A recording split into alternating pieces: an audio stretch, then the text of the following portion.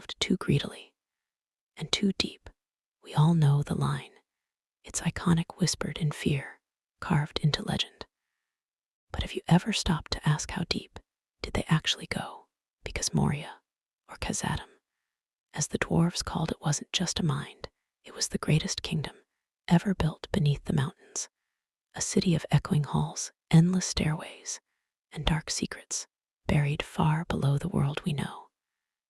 And when the dwarves dug downward, chasing legacy, they didn't just find wealth, they found something else. In this video, we're going to trace that abyss from the highest halls of Khazad to the lowest, lightless depths, where even the Balro may not have dared tread. We'll break down the structure of Moria level by level. We'll look at the monsters and myths that lurk in the dark. And finally, we'll try to answer one of the most haunting questions in all of Middle-earth. How deep did Moria really go? Before we can measure its depth, we need to understand what Moria really is, because this place wasn't just some mine. It was the heart of dwarven civilization, built beneath the three mighty peaks of the misty mountains, Caradhras, Salabdil, and Fanhal. Moria, or Khazad, was founded by Durin the Deathless, the first of the 7 fathers of the dwarves to the dwarves. This wasn't just a stronghold, it was sacred. They believed Durin saw a crown of stars reflected in a mountain like the Muramir, and that this vision marked the spot where he was meant to build his kingdom. And build it he did.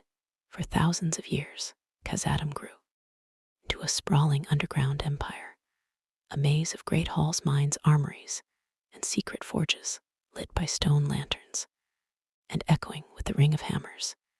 Its wealth came from mithril, a metal so rare and valuable it made gold look cheap. And the deeper they dug, the more they found. But not everything buried beneath the mountains was treasure. Khazad was eventually abandoned, feared, cursed.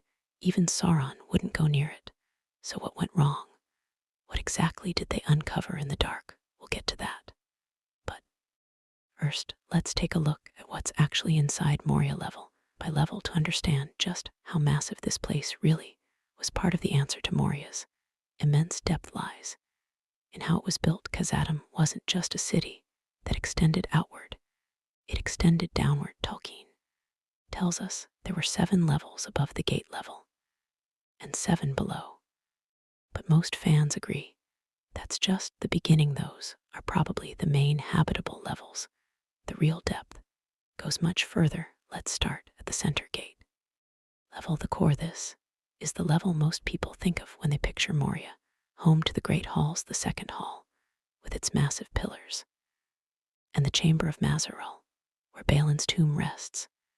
It stretches from the west gate, carved into the cliffs of Holland, all the way to the east gate in the Dimril Dale. A straight shot through the heart of the mountain range in the books. Moria is roughly 40 mi, or 64 km west to east. As the crow flies, this alone is massive. It's not a mine, it's a kingdom, buried stone. The living city above the gate level, where the upper quarters, living halls, storage rooms, guard posts, and watchtowers that may have connected to the mountain slopes through hidden exits.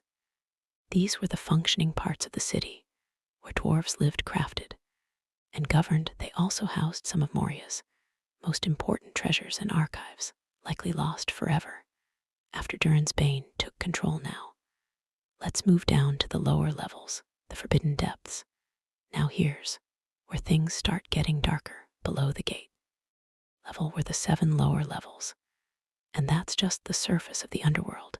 These included the mithril mines, which extended far below the living quarters, ancient tombs, collapsed foundries, and forgotten halls, where even the dwarves stopped going. And a region called Durin's Deep, said to be among the oldest and most secret parts of the kingdom. And then there's this, the foundations of stone.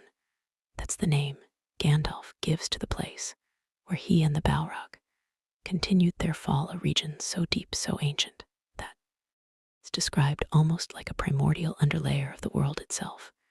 No maps, no records, no return. And if all of that weren't enough, there's one more architectural marvel, the endless stair. This legendary spiral staircase connected the deepest dungeon of Moria to the summit of Sigil, the mountain, where Gandalf and the Balrog fought their final battle. A single staircase spiraling up through the entire mountain.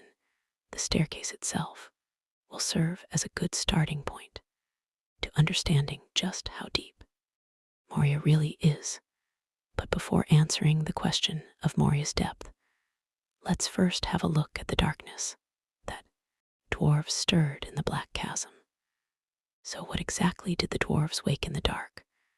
We know the short answer: Durin's Bane, a creature of shadow, and Flame, one of the Balrogs of Morgoth, a corrupted Maya spirit that had gone into hiding after the War of Wrath at the end of the First Age. It slept deep beneath Khazad-dûm for thousands of years, buried under stone and time, until the dwarves in their hunger for mithril dug too far and broke the wrong wall.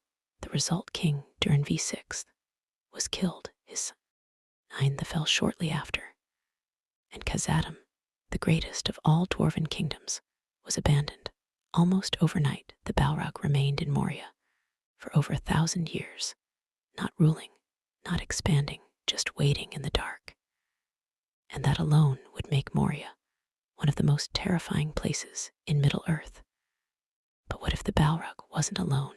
When Gandalf tells the story of his fall, he says something strange, something most people miss: afar below the deepest delvings of the dwarves, the world is gnawed by nameless things. Even Sauron knows them, not older than Sauron, older possibly than Morgoth himself.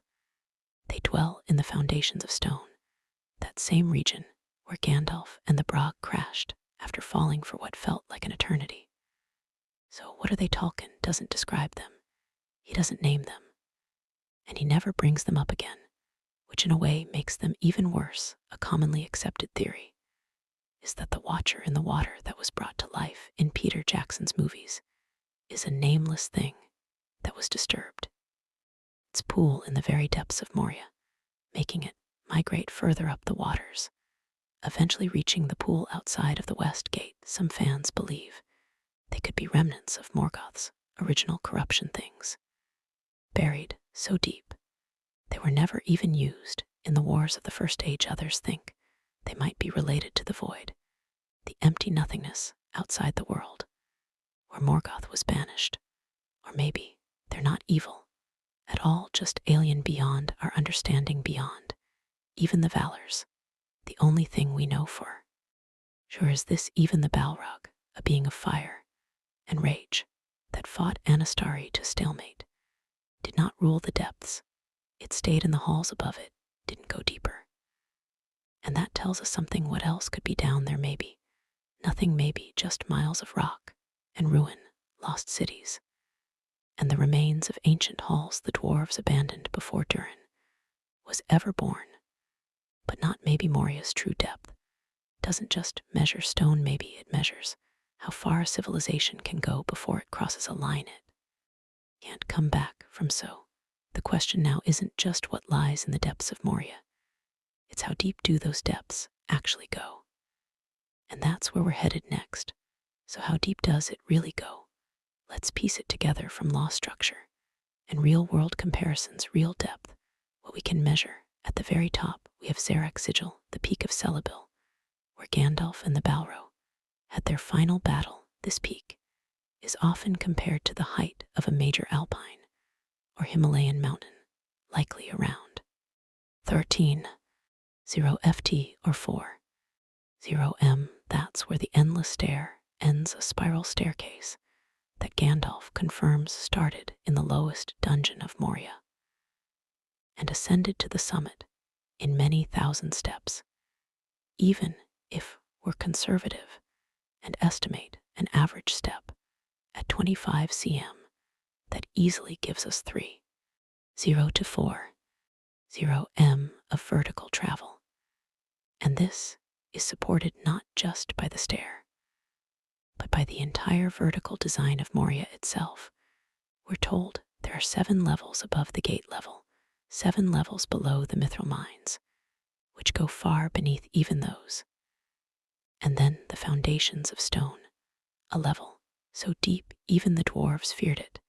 To put that in context, the Grand Canyon is around 1,800 m deep.